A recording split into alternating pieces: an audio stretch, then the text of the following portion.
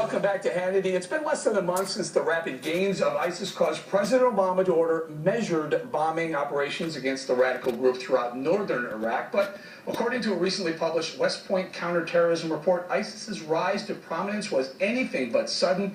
In fact, intel shows that ISIS swept through much of Iraq only after methodically gaining momentum over a period of 4 years. So, what exactly was the Obama administration doing to counter this emerging threat as it developed? Here with me now to try and tackle that question is the Weekly Standard's Steve Hayes and Fox News political analyst Kirsten Powers. Let me start with you, Kirsten. We've been beating up President Obama for quite a bit about that what I called a lame press conference today, but was it anything more than lame? What did you learn? Did you learn anything substantial today? No, and I think that's been one of the problems all along with this issue is that the president hasn't been able to really put forth a coherent strategy on how to deal with this threat. And, it's not enough to say that it's a humanitarian crisis and that's why we get involved in Iraq. We need to have a sort of end-to-end response to this.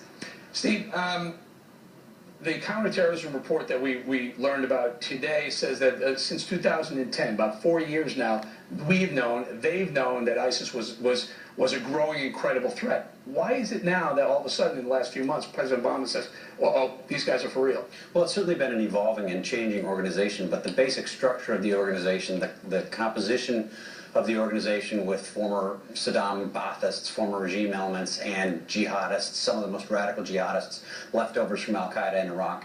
We've known that for quite a while. There's no question that they've gained speed, that they've become more powerful, that they've become more lethal, but the president hasn't been paying close attention to ISIS, or ISIL as he calls them, because he hasn't been paying attention to the war on terror more broadly. I mean, go back and look at the speech that John Brennan gave in April of 2012 to the Woodrow Wilson Center. He's the president's top counterterrorism advisor, and he basically says the 1990s were the decade where al-Qaeda grew, the aughts were the decade where we fought al-Qaeda, and this will be the decade where al-Qaeda disappears.